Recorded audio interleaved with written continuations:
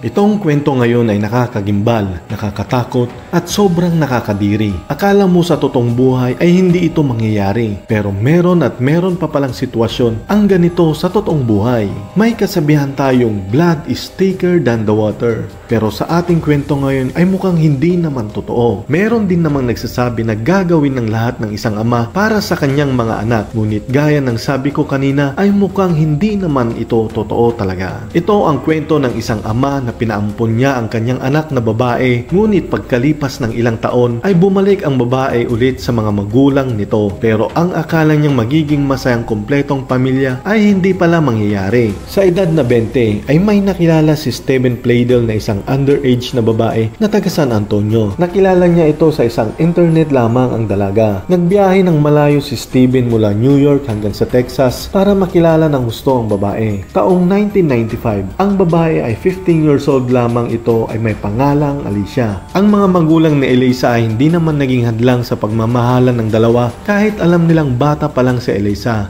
Pinagpatuloy ng dalawa ang kanilang relasyon hanggang sa mabuntis ni Steven si Elisa noong 2 taon na ang kanilang relasyon. January 1998, ang batang si Elisa ay nanganak na sa edad na 17. Kasama niya ang kanyang magiging asawa na si Steven ay sinalubong nila ang cute nilang anak na babae. Pinangalanan nila itong Denise. Nasaksihan ni Elisa ang pag-abuso ni Steven sa kanilang anak na baby. Madalas itong kinukurot ni Steven.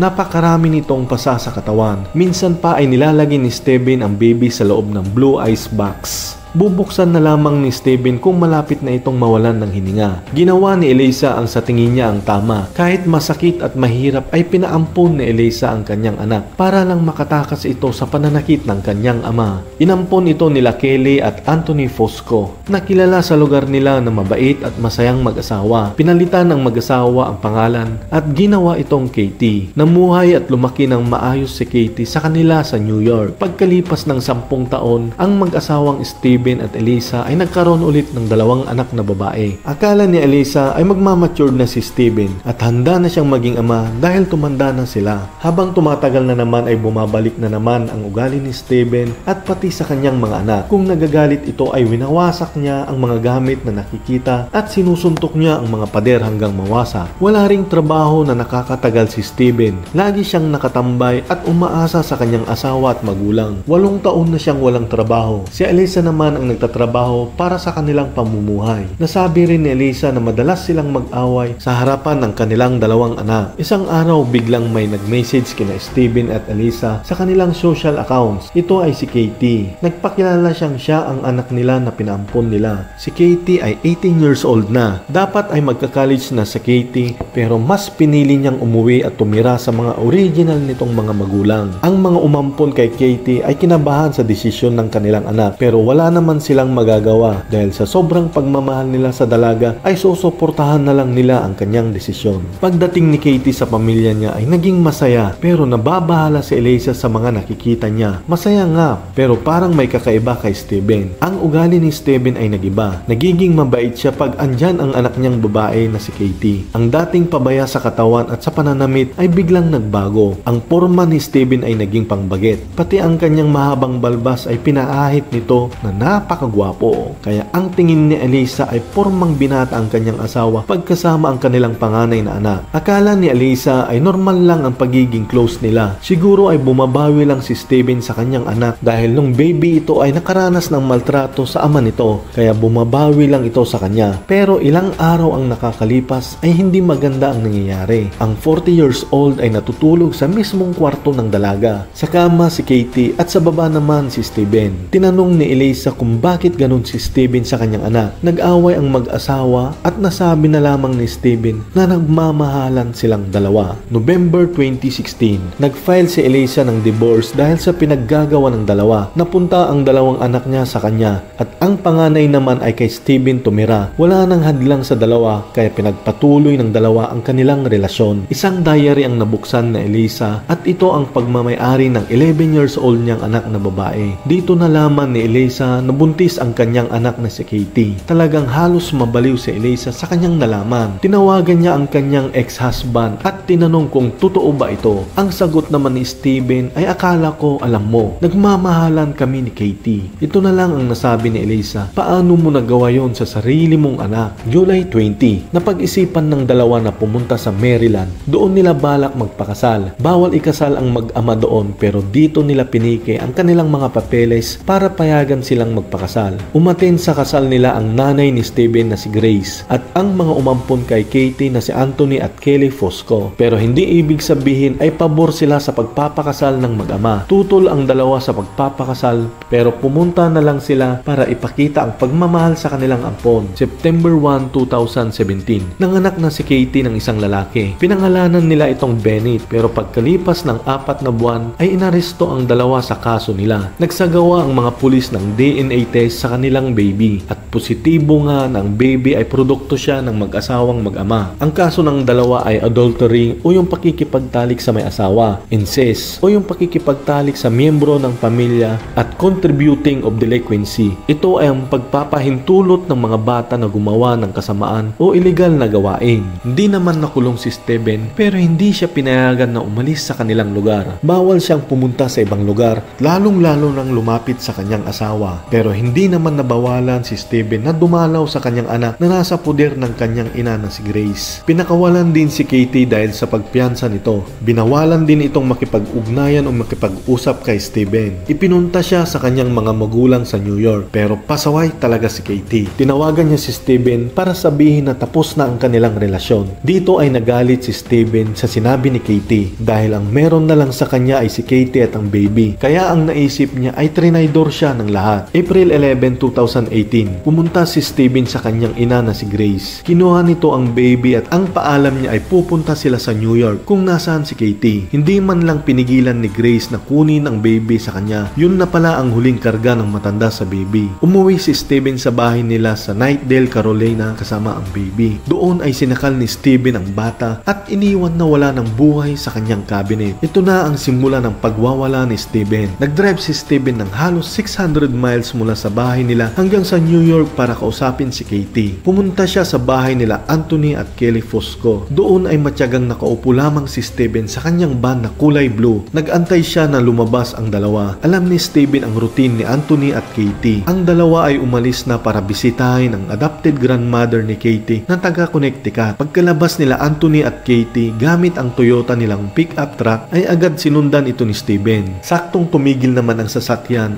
at doon ay pinagbabaril ni Steven sila Anthony at Katie. May isa namang witness. Ito ay isang firefighter na off-duty. Agad siyang tumawag sa 911 at nireport ang dalawang biktima sa pamamaril ay wala ng buhay. Ang isa pang telepono ay nakatanggap ulit ng tawag. Ito ay mula naman sa nanay ni Steven na si Grace. Nasabi niya na tumawag si Steven sa kanya at iniwan ni Steven ang bangkay ng baby sa kanyang cabinet. Takot na takot at umiiyak ang nanay ni Steven sa kanyang nalaman. Nakita ng mga pulis si Steven sa mismong sasakyan nito. Nakaupo lang at bigla na lang tinutok ang baril sa kanyang sarili at kinalabit ito. Bumulagta ang lalaki at agad itong namatay. Yan nagwawakas ang ating kwento tungkol sa hindi maintindihan ng pag-iisip ni Steven. Isang karumal-dumal na krimen ang kanyang ginawa. Bukod sa pagkakaroon ng relasyon sa kanyang anak, ay talagang winakasan pa ang mga buhay ng mga ito. Kung gusto nyo ng mga ganitong kwento, ay pasubscribe at pa-share po ng ating video. Maraming salamat at God bless!